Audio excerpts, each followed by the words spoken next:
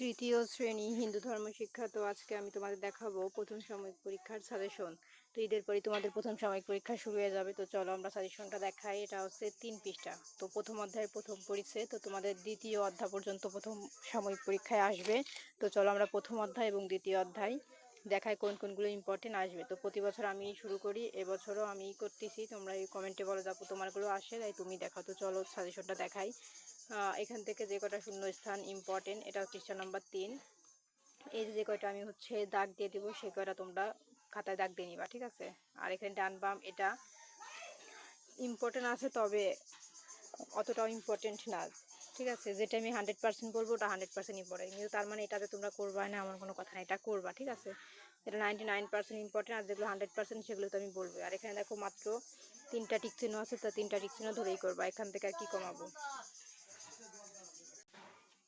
আর এখান থেকে যে সংক্ষিপ্ত প্রশ্ন ইম্পর্টেন্ট তা হচ্ছে এই যে আমি দাগ দিয়ে দিয়েছি। আর এখান থেকে যে বর্ণনামূলক প্রশ্নগুলো ইম্পর্টেন্ট তা হচ্ছে এই 2টা, ঠিক আছে। তো চলো স্কোর করে এখন নিচে চলে যাবো। এখন চলে যাবো প্রথম অধ্যায়ে দ্বিতীয় পরিচ্ছেদ। তো চলো দেখে নিই দ্বিতীয় পরিচ্ছেদ থেকে কি কি ইম্পর্টেন্ট। আর বলে রাখি চ্যানেলটি সাবস্ক্রাইব করে দিতে, কারণ সাবস্ক্রাইব করলে আমি ভিডিও আপলোড করলে অটোমেটিক তোমাদের ফোনে ভিডিওগুলো পৌঁছে যাবে। আর তোমরা প্রত্যেকবার কমেন্টে বলো আপু তুমি ভিডিও বানাও, কারণ তোমারগুলো পরীক্ষায় আসে। আর বাংলাদেশের সব স্কুলে যে আমার সাজেশন আসবে এমন কোনো কথা নাই। ম্যাক্সিমাম স্কুলে আমার সাজেশন আসে, আর খুব কম সংখ্যক স্কুল আছে সেখানে আসে না, কারণ সব স্কুলে যে একই পরীক্ষার প্রশ্ন হবে এমন কোনো কথা না, আর একই প্রশ্ন সব জায়গায় আসে না। আর রিডিং থেকে তোমাদের অনেক কিন্তু প্রশ্ন আসে, তোমরা রিডিংগুলো ভালো করে পড়বা। এই যে এই রিডিংগুলো ভালো করে পড়বা, ঠিক আছে। এই যে দেখো কিভাবে প্রশ্ন করা হয় বলে দিয়ে, সূর্যকে কেন্দ্র করে পৃথিবী ঘোরে। তো তোমাদের প্রশ্নে বা টিক চিহ্নে বা শূন্য স্থানে আসতেই পারে যে কাকে কেন্দ্র করে পৃথিবী ঘোরে। যারা তোমাদের রিডিংটা পড়া থাকে তাহলে জানবা যে সূর্যকে, ঠিক আছে। তো এইগুলো করবা। তারপর দেখো পরীক্ষায় আসতে পারে যে অনেক গ্রহ উপগ্রহ এসব নিয়ে সৌরজগৎ গঠিত। তো পরীক্ষায় আসতে পারে সৌরজগৎ কি নিয়ে গঠিত, উত্তর হবে গ্রহ উপগ্রহ।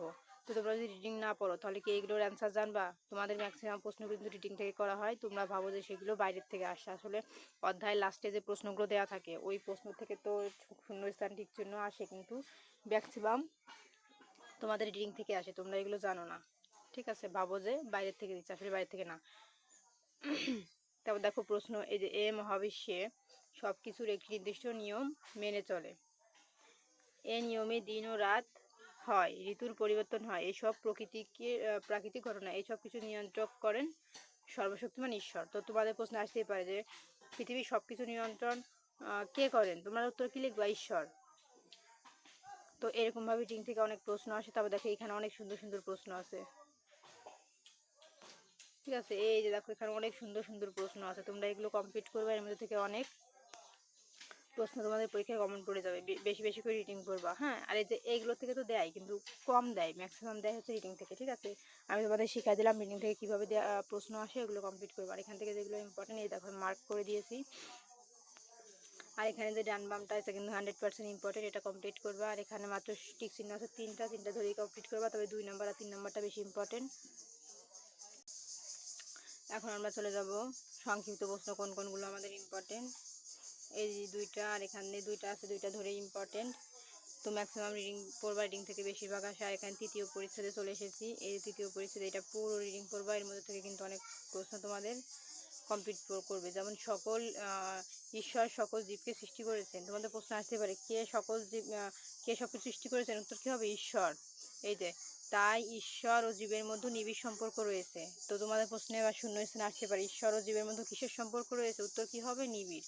তো তোমরা তো জানো না কিভাবে প্রশ্ন করা হয়, ঠিক এরকম ভাবে কিন্তু পরীক্ষায় প্রশ্ন করা হয়, হ্যাঁ।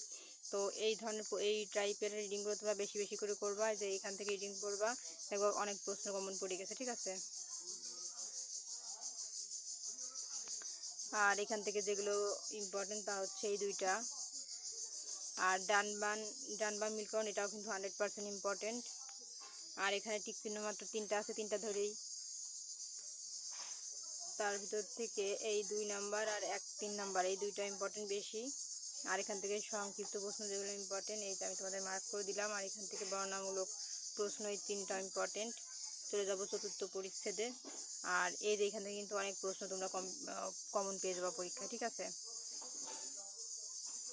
এই যে উপাসনা অর্থ হলো ঈশ্বরকে, আমি ভালো করে দেখা, এই যে উপাসনা অর্থ হলো ঈশ্বরকে স্মরণ করা। তো তোমাদের পরীক্ষা আসতে পারে যে উপাসনা অর্থ কি, উত্তর কি হবে, ঈশ্বরকে স্মরণ করা। তো এর মধ্যে থেকে অনেক প্রশ্ন পেয়ে যাবা, ঠিক আছে।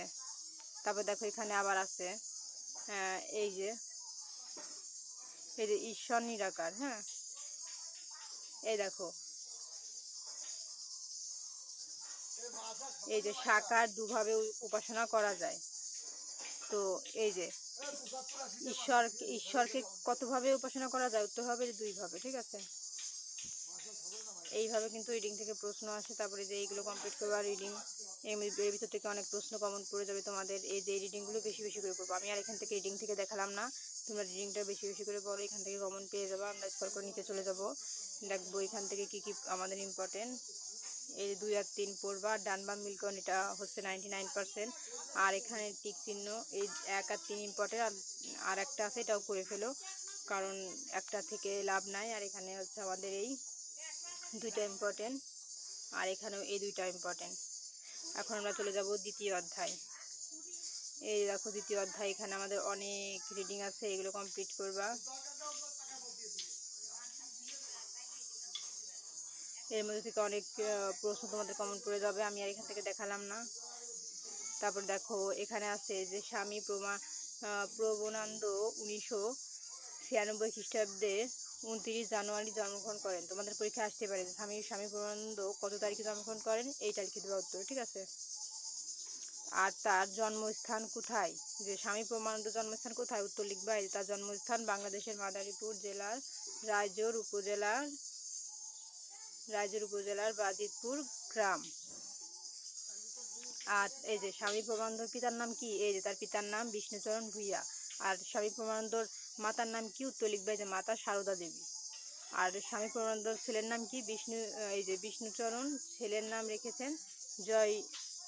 এই যে দেখি মা, এটা উঠায় দেখি তাহলে বুঝতে পারবো। এই যে নাম এখন দেখা যাচ্ছে, এই যে জয়নাথ, ঠিক আছে। তো এখান থেকে অনেক প্রশ্ন কমন পড়ে যাবে, রিডিং থেকে কিন্তু অনেক প্রশ্ন আসে তোমাদের, এই পুরো রিডিংটা পড়বা, এখান থেকে অনেক প্রশ্ন পেয়ে যাবা। এই দেখো এখানে আছে তার পরিচয় হয় তপস্বী ব্রহ্মচারী হিসেবে, কার, এই যে বিনোদ মন্দির নিয়ে আশ্রম গড়ে তোলেন, তারপরে তো বিনোদের পরিচয় কি, এই যে তপস্বী ব্রহ্মচারী হিসেবে পরিচয় হয়। তারপরে এখানে আরো আছে, হ্যাঁ এগুলো পড়বা, অনেক প্রশ্ন কমন পড়ে যাবে। দেখো এখানে আছে যে গয়ায় মৃত পিতৃপুরুষের উদ্দেশ্যে পিণ্ডদান করেন, কে করেন, এই যে বিনোদ। তারপর দেখো এখানে আছে 1924 খ্রিস্টাব্দে বিনোদের সন্ন্যাস ব্রতের দীক্ষা নেন। তো কত তারিখে সে সন্ন্যাস ব্রত দীক্ষা নেন, এই যে এত সালে হবে, ঠিক আছে। আর বিনোদের মাতার নাম কি, এই যে সরি তখন তার নাম হয় স্বামী প্রমানন্দ, ঠিক আছে। এই দেখো এখানে আরো অনেক রিডিং আছে, আমি আসলে এত টাইম নাই দেখানোর। তো এখান থেকে রিডিংটা বেশি বেশি করে পড়বো, অনেক প্রশ্ন কমন পড়ে যাবে। তারপর দেখো স্বামী প্রমানন্দ 1941 খ্রিস্টাব্দে 8 জানুয়ারি কলকাতায় দেহত্যাগ করেন। তো তোমাদের প্রশ্নে আসতেই পারে যে স্বামী প্রমানন্দ কত সালে মৃত্যুবরণ করেন, এই যত সাল দিয়ে দিবা, ঠিক আছে। তো এই ছিল কিন্তু উত্তর, এখান থেকে অনেক প্রশ্ন তোমাদের কমন পড়ে যাবে। আর এই রিডিং থেকে যে এইগুলো কমপ্লিট করবা, যে মা আনন্দময়ী এত খ্রিস্টাব্দে এত এপ্রিল জন্মগ্রহণ করেন, এটা বেশি পড়বা, এখান থেকে প্রশ্ন আসবে, ঠিক আছে। এইখানে আরো রিডিং আছে, তোমরা পড়বা, দেখবা যে তার মাতার নাম কি, তার বাবার নাম কি, ঠিক আছে, তার জন্ম, তার দেহ কত সালে হয়, এই যে এত খ্রিস্টাব্দে কি হয়েছিল, পাকিস্তানি সেনাবাহিনীর মূল অংশ ধ্বংস করে দেয়, এগুলো বেশি করে পড়বা। তারপর স্কোর করে নিচে চলে যাবো। তারপর দেখো এখানে লেখা আছে যে 1982 খ্রিস্টাব্দে 7ই আগস্ট মা আনন্দবাই পরলোক গমন করেন। তো প্রশ্ন আসতে পারে মা আনন্দবাই কত সালে পরলোক গমন করেন, যত সাল দিয়ে দেবা, ঠিক আছে। তো এই রিডিংগুলো বেশি পড়বা, এখান থেকে প্রশ্ন আসে, যে এইখান থেকে রিডিং পড়বা, প্রশ্ন কমন পড়ে যাবে। আর এখান থেকে যেগুলো ইম্পর্টেন্ট এই দুইটা, আর ডান বাম মিলকরণ, এটাও 100% ইম্পর্টেন্ট। আর এখানে টিক চিহ্ন মাত্র 4টি আছে, 4টি ধরেই করবা। আর এখান থেকে প্রশ্ন যেগুলো ইম্পর্টেন্ট এইটা আমি মার্ক করে দিলাম। তারপরে আমরা চলে যাব পরবর্তীতে দ্বিতীয় পরিচ্ছেদ। তো এখানে যে রিডিং আছে এগুলো আমি দেখালাম না, ভিডিওটি অনেক বড় হয়ে যাচ্ছে। তো তোমরা রিডিংগুলো বেশি করে পড়বো, আমি তো শিখাই দিলাম রিডিং থেকে কীভাবে প্রশ্ন আসে, নিজেরাই রিডিংটা ভালো করে পড়ে নিতে হবে। আর এখান থেকে 3 আর 2 নাম্বার ইম্পর্টেন্ট, আর এটা 99%। ঠিক চিহ্ন মাত্র 3টি আছে, 3টি ধরেই কমপ্লিট করবো। আর এখান থেকে যে প্রশ্নগুলো ইম্পর্টেন্ট এই 1 নাম্বার, আর এখান থেকে 3টি, ঠিক আছে।